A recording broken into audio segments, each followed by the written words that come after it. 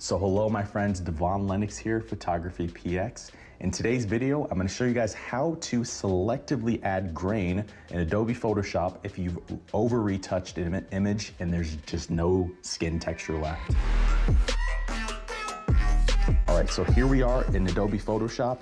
I'm going to zoom into the image here so you guys can see the before and after of what I'm talking about. So this is the before. I did this just using the BEAUTIFY retouch panel. If you guys don't have that, essentially all I did was just use an unnecessary blur to just annihilate the skin texture that was on her face. Just to kind of simulate a situation if you've kind of over retouched, which does happen. You've kind of over retouched and you're like, oh man, like I kind of like flattened the image, like I can't go back. So how in that situation, how do you add more texture? Since obviously you can't pull that texture out, how do you actually just add that texture onto the image? And basically the easiest way to do that is by adding grain. Now I've done a video on how to kind of go through the step-by-step procedure of adding grain in Adobe Photoshop, but now we're actually going to do the application, and I'm going to show you guys a real life scenario, an example of when this would be applicable. This is the situation where this is applicable outside of making moody black and white images. This right here is when it's applicable. So you guys can see the before and after. I'll turn this on and I'll zoom in kind of into this cheek, and you can just see it kind of brings her skin back to life. Without that texture there, she just kind of looked like a doll. We need texture in our faces, so you can't avoid that. As human beings, we all have texture here. So you going too far and not adding it back in some way is kind of going to make someone look like an alien. So we do need to avoid that. So if you're in this situation, then this tutorial is absolutely perfect for you, so you can recover your images. So essentially what we're doing, we're adding a noise layer, and then we're going to paint on in the areas that we want the texture to come back. Let me walk you guys through that. So we can delete this here, and we're going to go to, I'm going to come out of full screen, and we're going to go into layer, new layer, overlay is going to be our blend mode, fill 50% neutral gray. Again, I've done a tutorial on how to add grain. I'm just going through the process right now of adding grain using Adobe Photoshop. The only difference here that I'm going to do coming up shortly, we're going to go to noise, add noise, and we're going to set the amount from anywhere between 5 to 11%. Make sure it's set to uniform and it's on color, not monochromatic.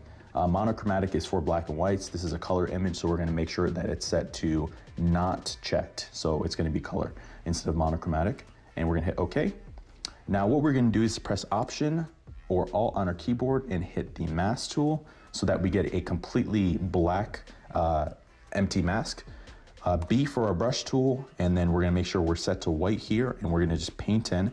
Now my opacity and my flow at 100%, and I'm doing that just to make it easier for me to see where I've actually painted. It's the only reason why I'm doing it that way.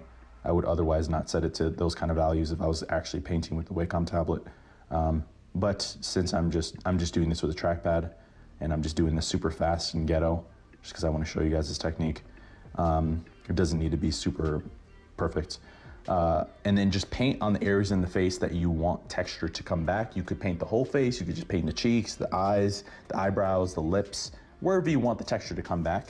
And then what we're going to do is basically just adjust the opacity until we get to a point where we feel that it's realistic and that it doesn't look as robotic. And then let me zoom in to somewhere on here, and you can see the before and after. It just adds a little bit more texture, especially to the cheek.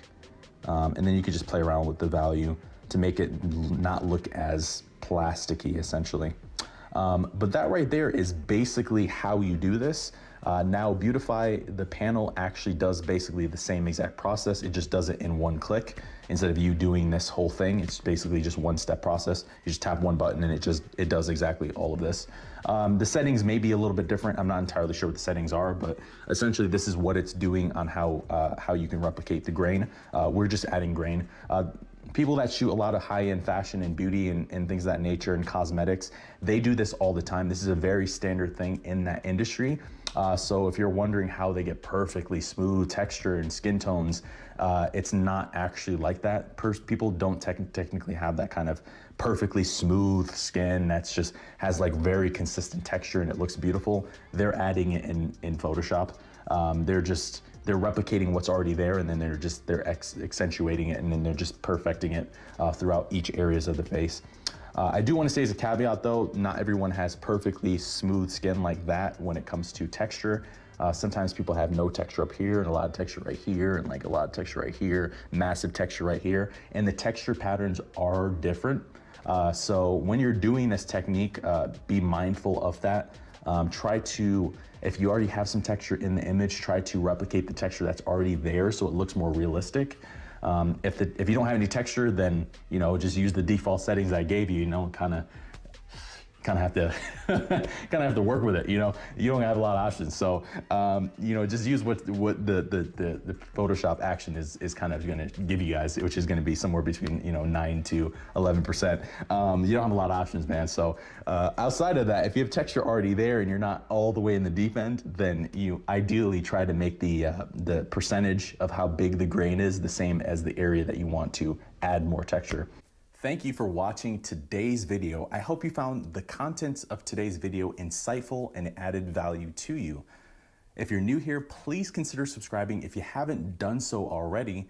Also, leave us a like and a comment in the description down below. Let us know if I overlooked something or I missed something covering what we covered in today's video.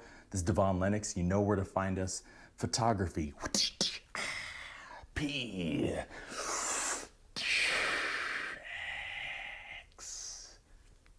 .com.